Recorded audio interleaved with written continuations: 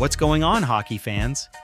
Grab yourself a double-double and pull up a chair because we need to talk about the absolute circus that is the Toronto Maple Leafs head coaching search right now, eh?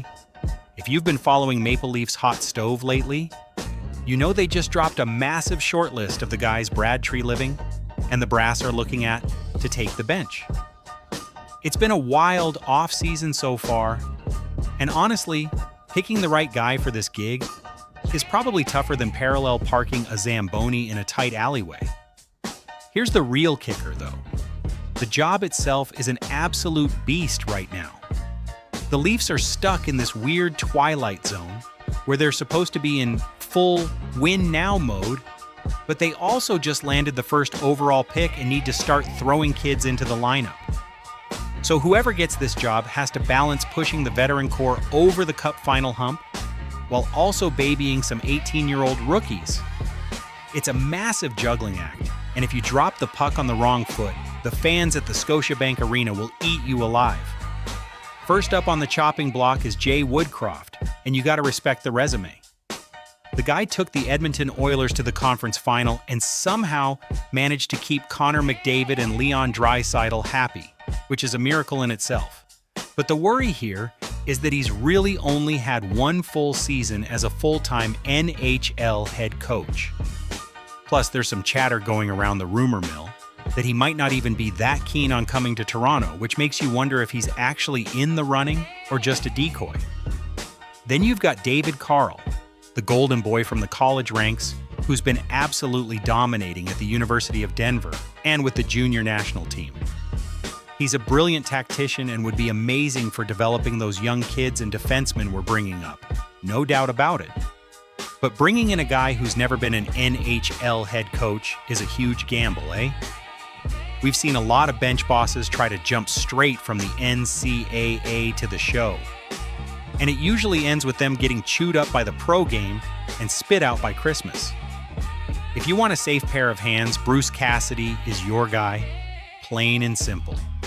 He's a grinder who consistently gets his teams into the playoffs and even took them to the Stanley Cup final a couple of times. He knows how to manage a veteran room and get results when the pressure is on. The only catch is that he's known to be pretty strict, and his old-school style might not work in his favor with a room full of big egos in Toronto. You gotta wonder if his tough love approach will clash with the modern player.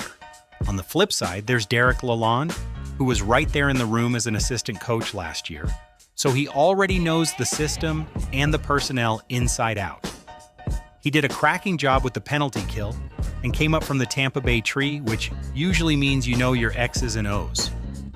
But honestly, hiring him feels a bit like ordering the same thing at the pub because it's safe. He hasn't made the playoffs as a head coach yet, and the fans are probably screaming for a brand new face to shake things up at center ice. Not the same old guy in a different sweater. The article also throws in a bit of a what if about Peter Laviolette, noting he's the ultimate win-now veteran coach, but hey, he's already off to LA, so that ship has sailed. Instead, they point to some assistant coaches like Ryan Craig out of Vegas and Juicy Ahokas, who just won the Memorial Cup. They're definitely interesting names to toss around, and it's great that management is casting a wide net to see who's out there in the hockey world. But let's be real for a second, buddies. Handing the head coaching reins to Craig or Ahokas right out of the gate might be throwing them to the wolves. They're awesome developers of young talent, sure, but the Toronto media market is a completely different animal. You need a guy who can handle the media scrums, deflect the pressure, and not crack when the team goes into a 3-game losing streak in November. They're probably better off as assistants for now, learning the ropes before they take the heat in the big chair. At the end of the day, there's no perfect candidate, and whoever gets the gig is going to need a toque made of steel to survive the pressure cooker in the 6. It's going to be a fascinating season, that's for sure. Whether they go with the proven playoff guy, the hot college coach, or a total wild card. What do you guys think? Who should be behind the bench for the Leafs this year?